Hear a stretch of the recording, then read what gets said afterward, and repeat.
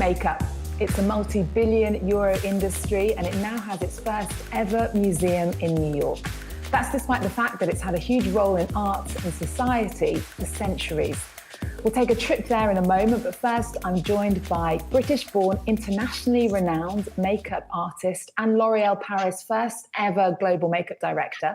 She's a fashion industry titan who's created some of the most iconic looks over the past 3 decades, as well as working with the likes of Lady Gaga, Kate Moss, Helen Mirren, and Judi Dench. I'm delighted to welcome Val Garland, who joins me from her home in the English countryside. How are you doing? I'm very well. I'm very excited to be with you today, and I think we're going to have an exciting time. Now, Val, usually we have our makeup done in the studio, but because of COVID, I'm having to do my makeup myself. And so today you're going to help me with that. Absolutely. Shall we start with the eyeshadow? Right, I'm going to take a brush. What I would do is I would take a small brush like this, which is what you've got, and I would find the socket, and you're going to push the product into the socket line. Okay. Backwards and forwards with a light touch. Do you think there are certain rules, Val, when it comes to putting on your makeup? Are there certain rules? I think it's whatever works for you. I mean, I always like to do my eyes first. I do my eyes first, then my brows, and then I finish on my foundation. Because if I'm going to get any fallout from shadow, I'm going to have to go in and do my foundation again. There we go. Okay, that's looking very good. Now I think we need to move into liner. Liner. Okay, my goodness. I've never done this in public before. This shutdown, it does feel like a good opportunity to examine that age-old question about makeup, why women wear makeup. Is it for themselves? Is it for other people? What do you think? Do you think people are wearing makeup while they're at home during this lockdown? Absolutely. You can be whoever you want to be. There are days when I wake up and to face the day, I just want to have really clean skin. And then there are other days when I think, you know what? I want to make an effort.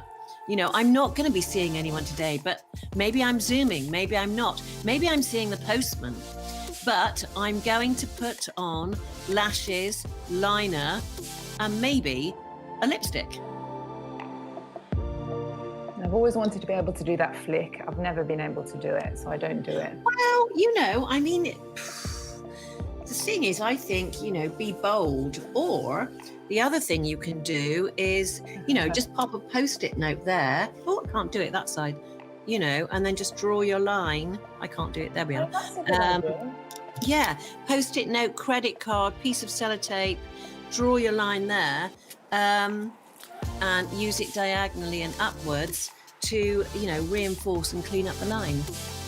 Piece of paper. I've got a Pokemon card. What do you think about that? I think that's perfect. I think that's perfect. I think the faster you do it, the better it is.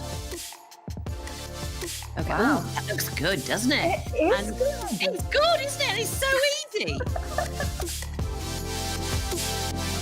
Okay, well, New York City is home to the first ever makeup museum after having its opening delayed by COVID-19. It opened its doors this autumn in Manhattan's meatpacking district. While you watch this, I'm going to carry on doing my makeup. Here's Emerald Maxwell.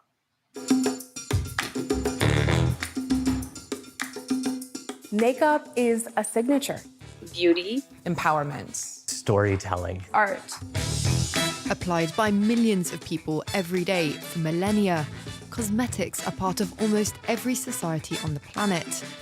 But for something so omnipresent, the story of makeup has often been overlooked. That's something Doreen Block wants to change with the world's first makeup museum. The Makeup Museum is a critical institution for the cultural landscape in New York and globally because makeup has a 10,000-year history. There is so much that the Makeup Museum wants and has to explore. From the ancient Egyptians' kohl eyeliner to the multi-million-dollar industry that beauty is today, the museum examines makeup's role and impact on society. It opened in September with its inaugural exhibition exploring 1950s makeup in America, particularly its Hollywood Renaissance, led by visionary makeup artist Max Factor. Females wearing makeup were not looked highly upon. But that changed, though. That changed with the evolution of Hollywood and the movie star. Your face comes to life in a different way than when you don't have makeup on. And so you're able to kind of fulfill different looks and fantasies and feels and vibes.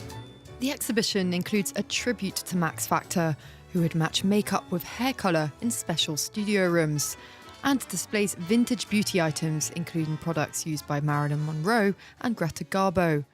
A fittingly glamorous debut for the first space dedicated to scrutinising the art form of makeup. Educational. All the glitter that's in the world. My escape from reality. Makeup is me. Well, let's talk about how you became a makeup artist. I know that you're self-taught and you began as a hairdresser in Bristol in the UK, and then you were a hairdresser in Australia. How did you find makeup? Well, I always wore a lot of makeup. I loved makeup. When I started work, it was the sort of it was like 1974. Everybody it was all about, lashes, liner, very thin eyebrows. And then I started doing session work as a hairdresser.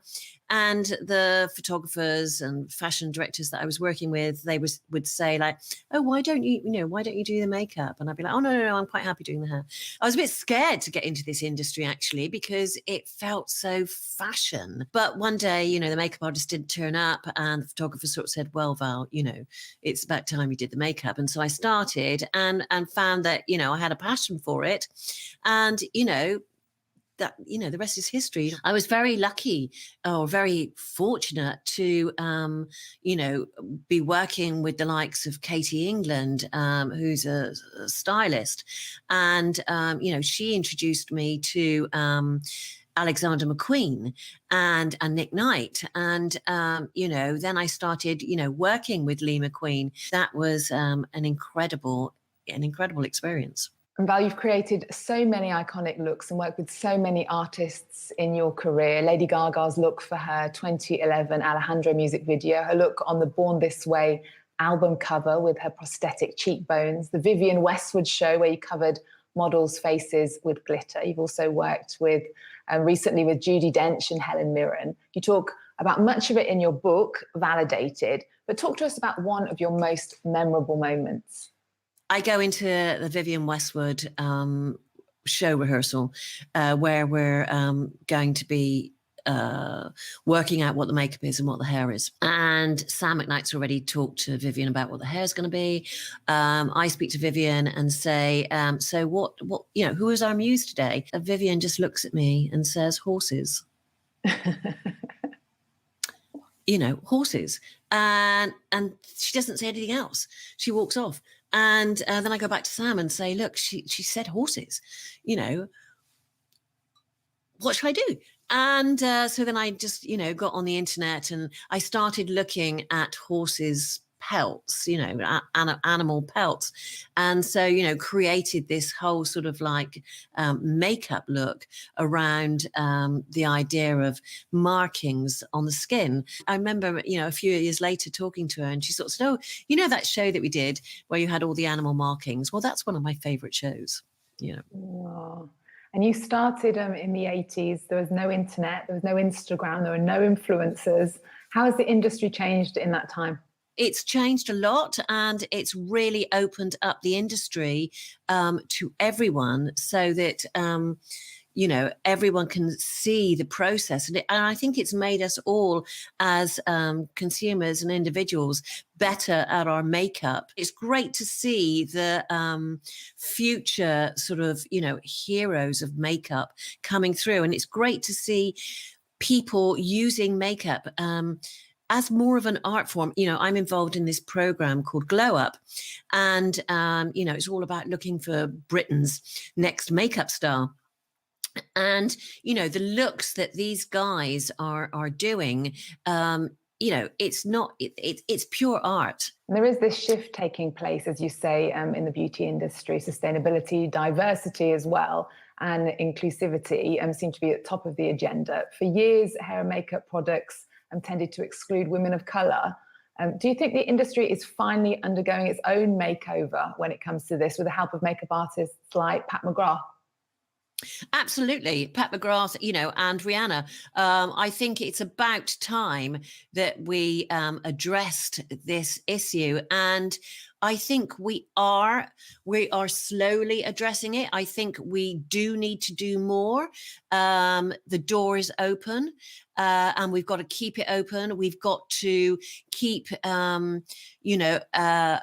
up opportunities for everyone from every color to be involved in the industry.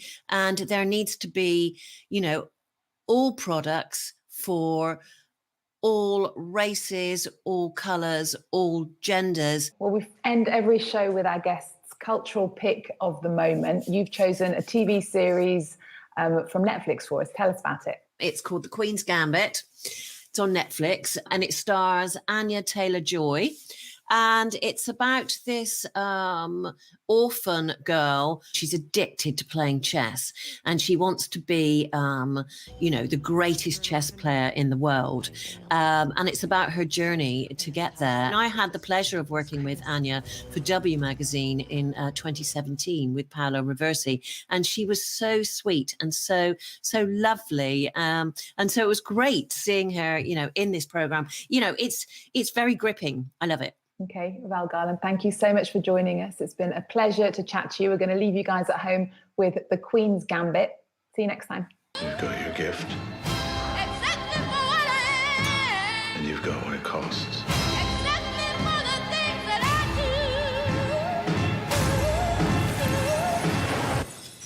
Hard to say for you what that will be. You have enjoyed your program with Air France Protect, promising you a pleasant trip with total peace of mind.